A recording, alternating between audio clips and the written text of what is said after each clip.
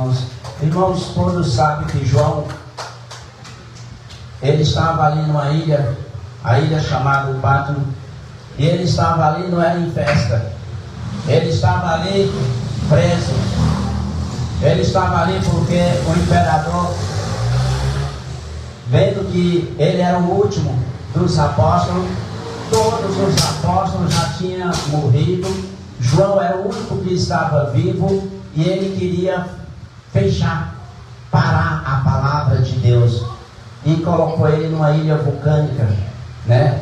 Colocou numa ilha a qual, achando que ele preso naquela ilha, a palavra de Deus também ia ficar presa, não ia ser mais ministrada.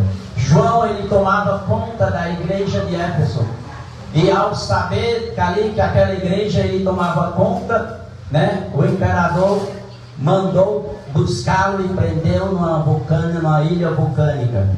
E quando ele estava ali no dia do Senhor, qual é o dia do Senhor? Né? Podemos imaginar que é um dia como hoje, um dia de domingo, um dia a qual buscamos ao Senhor Jesus. E ele se encontrava ali em espírito.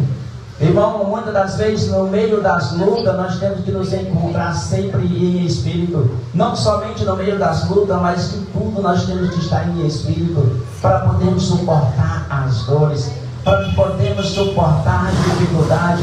Nós temos que estar sempre em espírito. E João se encontrava ali naquela ilha vulcânica em espírito. Quando ali Deus, vendo que o imperador queria acabar com a palavra de Deus, colocando ele ali naquela ilha, Deus chama ele. Deus chama João, diz: suba aqui. E ele em espírito, ele sobe. Eu fico imaginando, o corpo de João ali sobre aquelas pedras, talvez naquela ilha vulcânica ali, e o espírito dele sobe. E ele diz: escreve tudo que você vê, tudo que vai acontecer. E ele começa a escrever. Ele começa a escrever. E quando o homem achava que a palavra de Deus tinha sido encerrada, parada, ela começa a se espalhar. Este livro é um dos mais copiados em toda a terra. Este livro de Apocalipse e o Evangelho de João é um dos mais copiados, é um dos mais ali que é traduzido em várias línguas pelo mundo inteiro. Porque quando o homem pensa que vai parar a palavra de Deus, ele está enganado. Porque Deus ainda nem pôs as mãos. Aí aqui começa a narrativa de João, quando ele começa aqui no versículo 9 do capítulo 1, ele diz bem assim, veja bem, amém?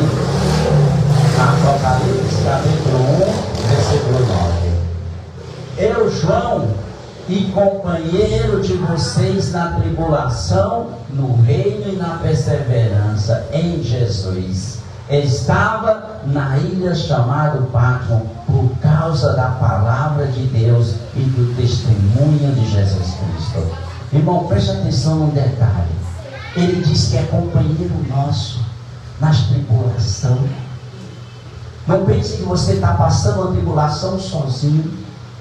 Não pense que essa luta que você passa, você está passando desapercebido de Deus.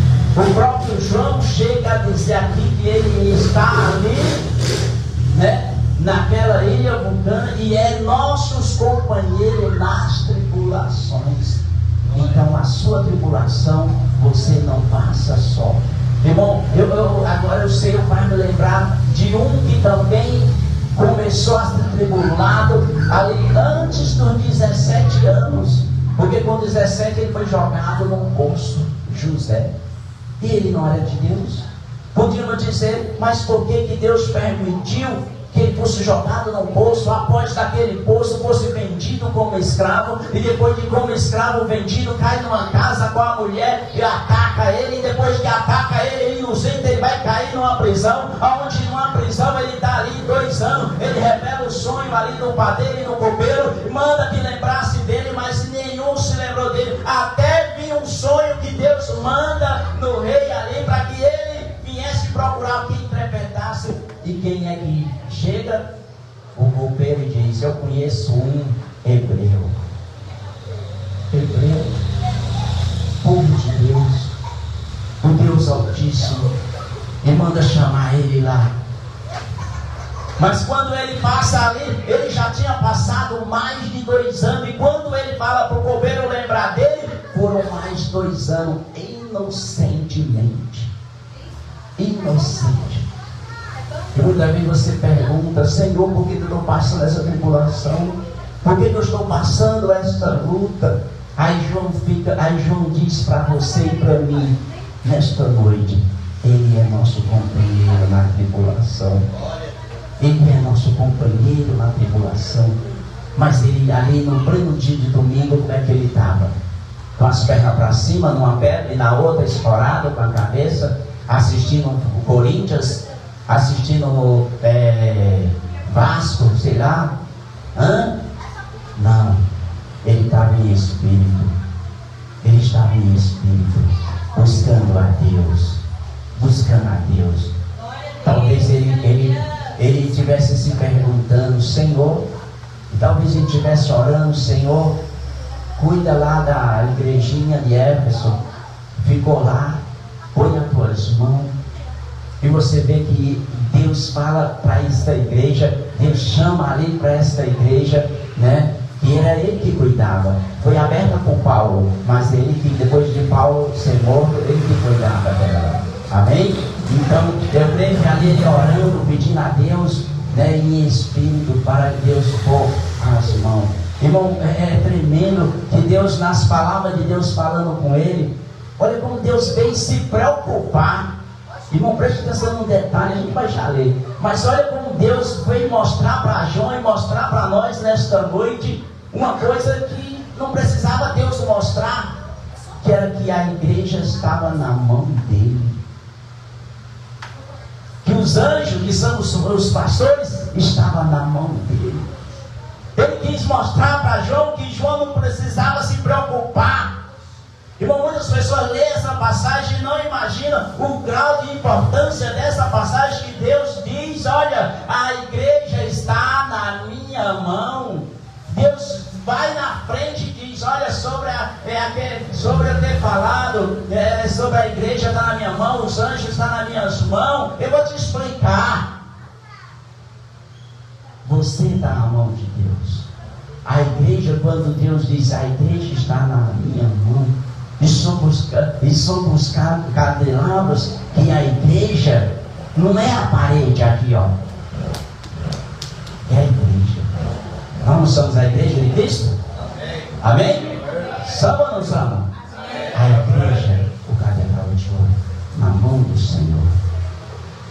Agora, quando você sai, você mesmo pula da mão. Sabe quando você está na mão de Cristo? Eu vou sair, eu vou buscar outros ares. Você sai da mão de Cristo. Mas Ele diz na sua palavra: está na minha mão. Olha o que diz aqui, ó. Amém, ó? Olha o que diz aqui, ó. Versículo 10, ó. Quando João, ele chega a dizer que ele estava em espírito. Olha aqui, ó. Versículo 10. Achei-me no espírito no dia do Senhor, e ouvi atrás de mim uma voz forte, como de trombeta, dizendo: escreva no livro o que você vê. Mande às 7 igrejas: Éfeso, Esmina, Pérgamo, Tiatira, Sardes, Filadélfia e Laodiceia. Eram as 7 igrejas que tinha naquela época, criada por Paulo. E quando ele disse: escreve essas 7 igrejas, vocês viram que Deus falou que estava na mão dele essa igreja? Então, se estava na mão de Deus, o que é que você coloca na sua mão que você não vê? Nada.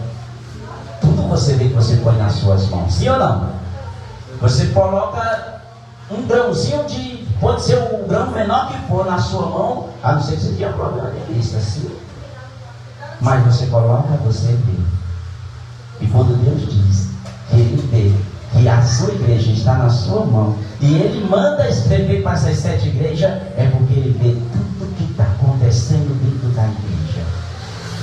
Ele vê os problemas que a igreja está passando, que cada um de nós está passando. Ele vê se cada um também está vivendo a sua palavra. Ele vê se cada um está se importando com a igreja. Ele vê se cada um viveu um mês de dedicação à sua palavra para chegar no dia da Santa Ceia poder ceiar. Ele vê tudo porque Ele disse na sua palavra que a igreja está na sua mão. Amém?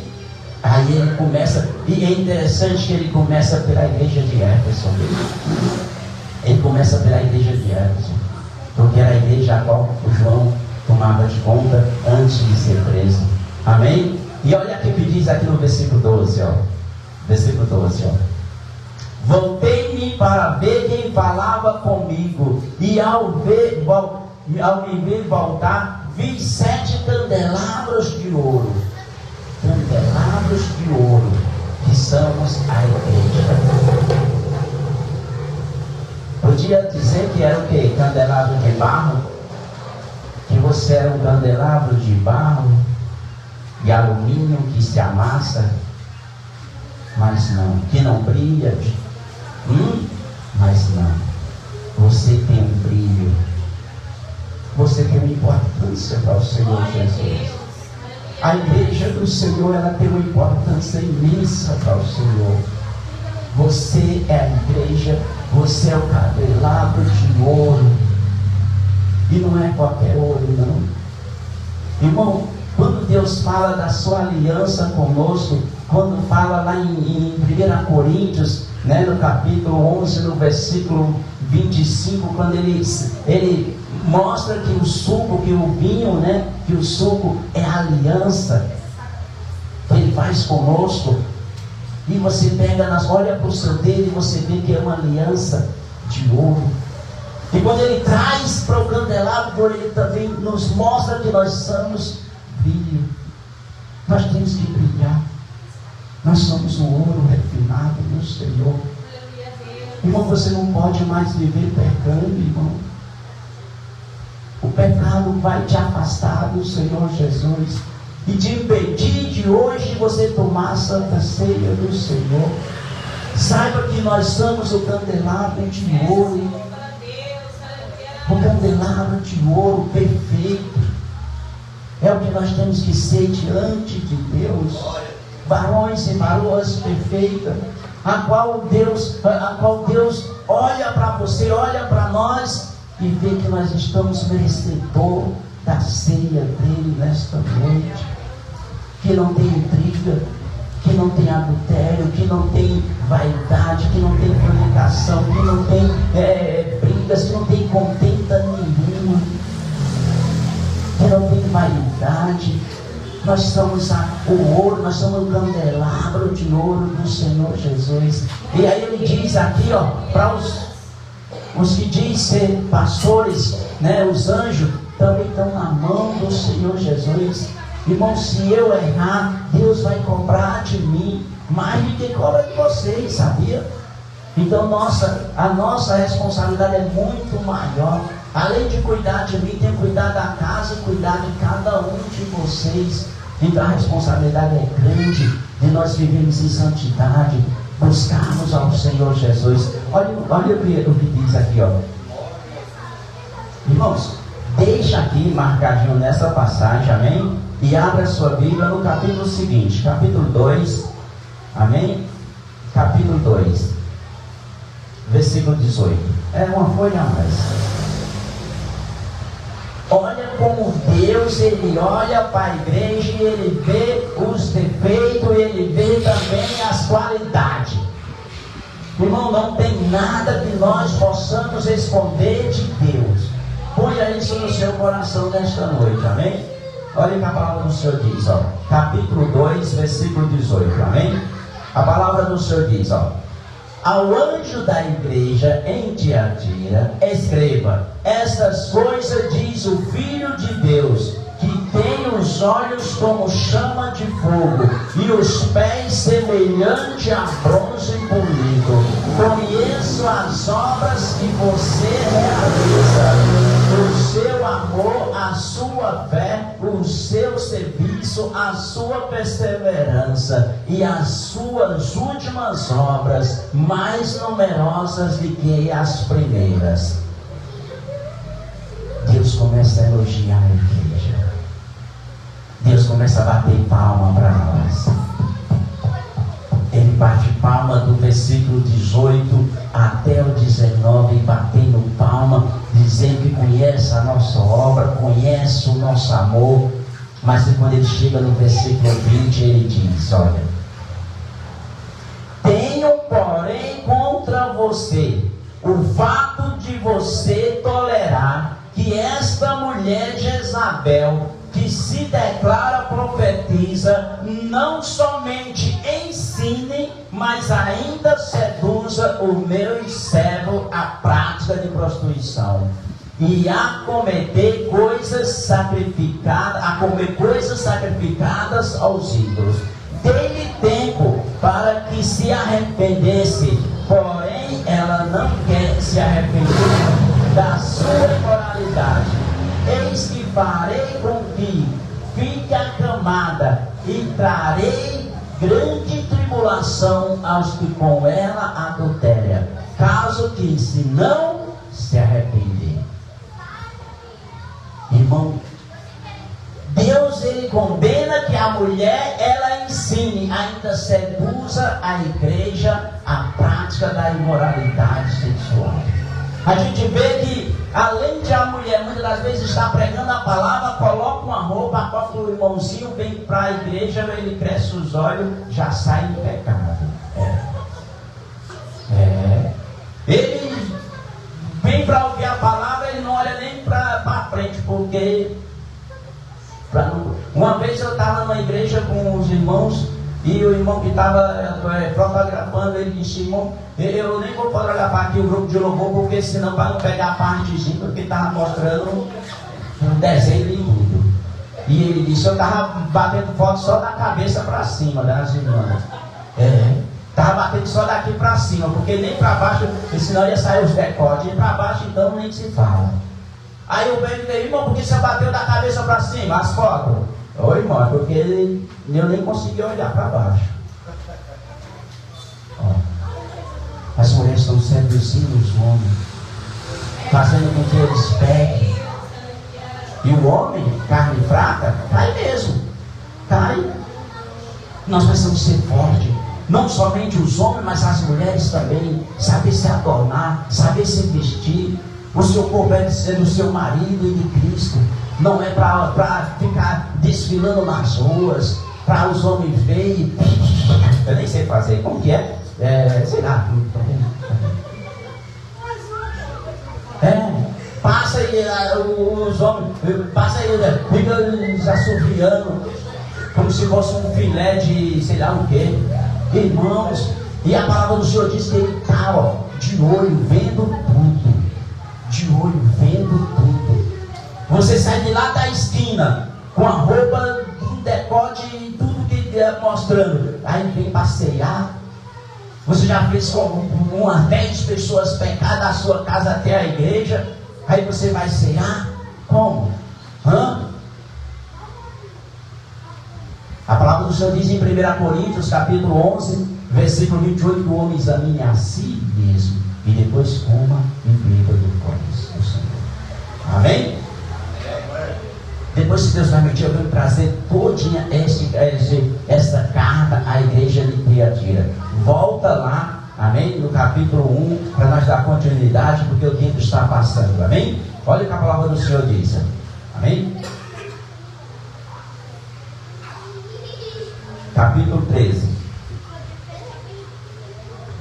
Amém? Capítulo 13. Amém? E no meio dos candelabros, um semelhante ao filho de homem, com vestes talhadas e cingido à altura do peito, com um cinto de ouro.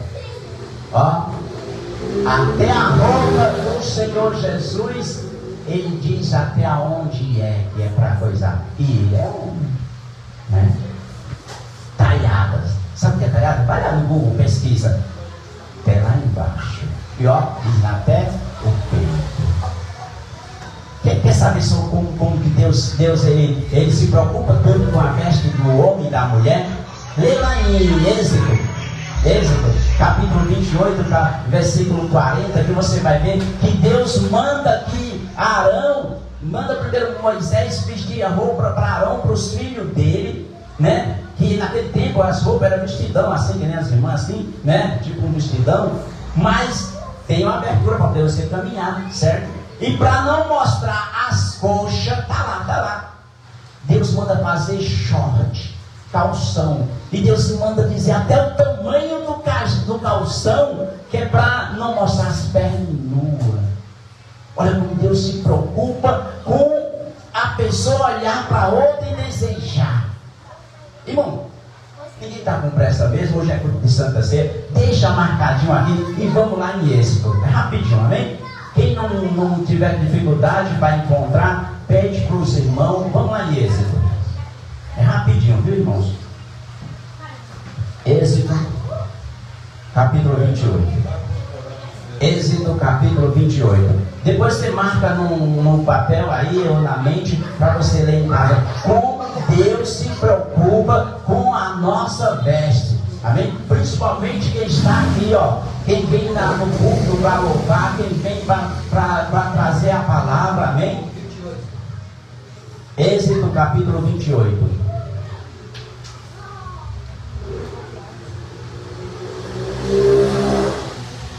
Amém? Versículo 40, amém? Olha o que a palavra do Senhor diz. Êxodo é o segundo livro da Bíblia, né? No início, amém? Êxodo capítulo 28, versículo 40. Depois você leu no 28, versículo 38 em diante, mas eu vou ler mais forte aqui, o 40 em diante, amém? Ó, 28, 40. Olha o que a palavra do Senhor diz, ó. Para os filhos de Arão, você fará túnicas, cintos e turbantes, para que lhe dê glória e beleza. Com essas roupas, visto o seu irmão Arão, bem como os filhos dele, unjas, consagre-os, santifique-os para que me sirva como sacerdote. Faça também, olha aí o 42, viu, irmãos? Ó. Faça também calções de linho para eles, para cobrirem a pele nua. Irão da cintura à coxa. Ó, está assim na sua Bíblia. Bate palma para o Senhor Jesus. Pode bater. Pode bater palma para o Senhor Jesus.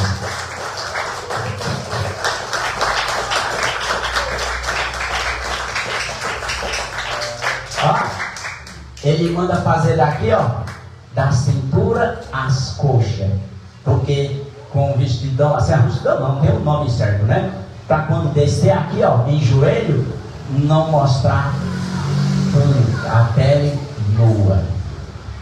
Olha como Deus se preocupa de nós se adornarmos bem. Aí lá em 1 Timóteo capítulo 2, versículo 9, Deus também nos espreme dizendo como que a mulher tem que se adornar e o homem também, com modéstia e bom senso. E aí fala, explica tudo ali como nós temos que nos adornar. Amém, irmãos? Deu para ver como Deus se preocupa conosco, para nós não fazer uma pessoa tropeçar.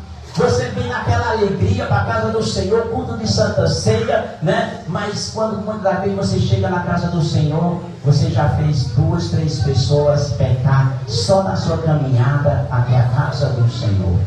Então, vigie, irmãos, vigie, se preocupe com o próximo. A palavra do Senhor diz em Mateus capítulo 22, né? Que diz que lá que nós temos que amar o próximo como a nós mesmos. Amém? Volta lá para nós finalizarmos e para ministrar na Santa Ceia, irmãos, amém? Volta lá em Apocalipse, amém? A hora já está nos passando aqui. volta lá. Depois você lê o livro de Êxodo e você vai ver como Deus se preocupa com a nossa veste, como nós devemos se adornar. Amém? Olha o que a palavra do Senhor diz. Capítulo 1. Capítulo 1. Amém? Capítulo 1. Amém? Versículo 15. Os seus pés eram semelhantes a bronze polido, como se